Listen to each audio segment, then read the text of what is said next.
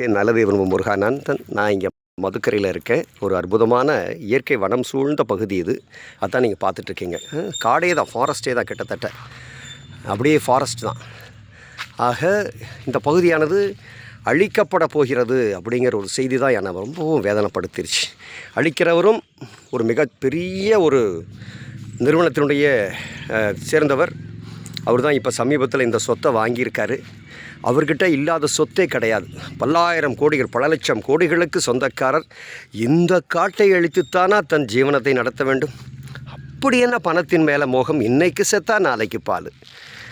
அந்த நிறுவனத்திற்கு இதன் மூலமாக நான் பணிவாக வேண்டுகிறேன், இயற்கையை வாழ விடுங்கள்.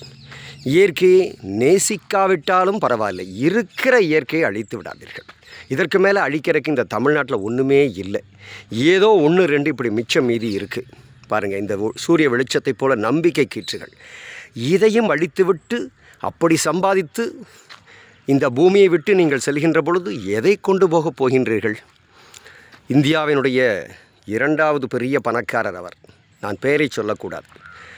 அவருக்கு இந்த வீடியோவின் வாயிலாக நான் பணிவாக கேட்டுக்கொள்வது, ஐயா, உங்களிடத்திலே பல லட்சம் கோடிகள் பணம் இருக்கிறது. எதற்காக இந்த இயற்கையை அழித்து அதிலே வரக்கூடிய வருமானத்தை வைத்தா நீங்கள் ஜீவன் நடத்த வேண்டும்? வேண்டாம் ஐயா, வேண்டாம். இயற்கை அவர்கள் சார்பாக உங்களிடத்திலே நான் கேட்டுக்கொள்கின்றேன். மதுக்கரையிலே இருக்கக்கூடிய, கோயம்புத்தூர் மதுக்கரையில் இருக்கக்கூடிய உங்களுடைய சொத்து இது. அங்கே ஏசிசி சிமெண்ட் என்று முன்பு இயங்கிக் கொண்டிருந்தது. அதை நீங்கள் விலைக்கு வாங்கியிருக்கிறீர்கள். அதை சார்ந்த சொத்துக்கள் தான் இவை.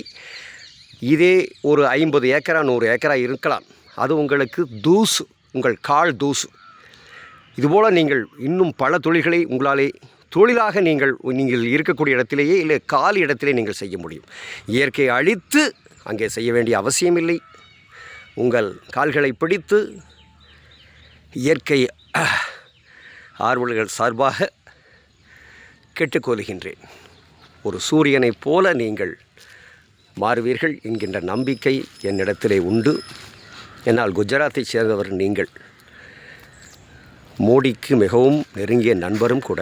மோடி இயற்கை எவ்வளவு நேசிக்கிறாரோ நிச்சயம் குஜராத்தை சேர்ந்த நீங்களும் நேசிப்பீர்கள் என்கின்ற நம்பிக்கையிலே இந்த கோரிக்கையை உங்களிடத்திலே நான் வைக்கிறேன். நன்றி. கொட்டேரின் நல்லதே விரும்பும் முருகானந்தன்.